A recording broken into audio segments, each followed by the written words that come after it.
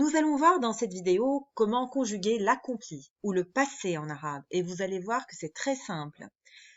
Au lieu de rajouter comme pour le présent des préfixes et des suffixes, pour le passé, nous rajoutons à la racine uniquement des suffixes qui vont changer en fonction de la personne à laquelle nous conjuguons. ماذا فعلت أمس يا مريم? Qu'as-tu fait hier, Maryam? Le verbe fa'ala, c'est le verbe faire. Notons d'abord que l'infinitif n'existe pas en arabe. Pour le symboliser, pour rendre son sens, je vais utiliser le verbe conjugué à la troisième personne du masculin singulier. Pourquoi? Parce que à cette personne-là, au passé, le radical est utilisé pur, sans aucun rajout, sans aucune modification. Donc fa'ala signifie littéralement il a fait.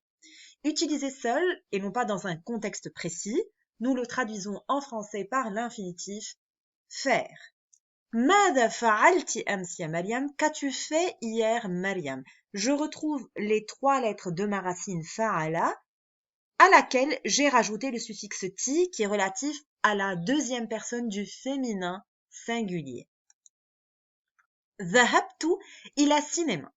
Je suis allée au cinéma. ذهب, c'est la racine, c'est le radical qui veut dire aller. ذهبت, je suis allée. Donc le tout, c'est le suffixe de la première personne du singulier. ذهبت, je suis allée. ذهبتِ, أنتِ ذهبتِ, tu es allée pour une fille. ثم جلست في مقهى, puis je me suis assise dans un café. جلس, c'est s'asseoir. Au radical jalasa, j'ai rajouté le tout qui est relatif à la première personne du singulier et je traduis en français par je me suis assise. Si je m'adresse à une fille, j'aurais dit jalasti, tu t'es assise. Wa sharibtu asira burtuqal, et j'ai bu un jus d'orange. Shariba, c'est boire. Sharibtu, j'ai bu. Wa anti, ana dhahabtu ila souq, je suis allée au marché. Wa anta ya Youssef, ماذا فعلت? Qu'as-tu fait? Au verbe fa'ala, faire, j'ai rajouté le suffixe ta qui est relatif à la deuxième personne du masculin singulier. Donc, je connais maintenant les suffixes pour la première personne tu, pour la deuxième personne, pour un garçon, c'est ta, pour une fille, c'est ti. Fa'altu, j'ai fait. Fa'alta, tu as fait pour un garçon. Fa'alti, tu as fait pour une fille.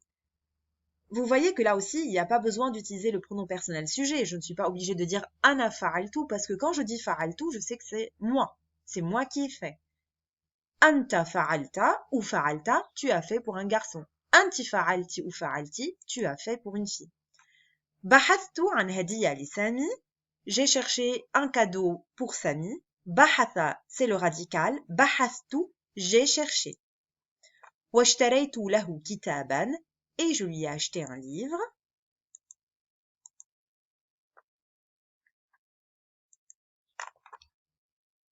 Là, je parle de la santé de Sami. Je dis tahassanat sihhatuhu. Le verbe tahassana, c'est s'améliorer. Je vois que j'ai rajouté à tahassana un suffixe qui est le t, la lettre ta avec le soukoun.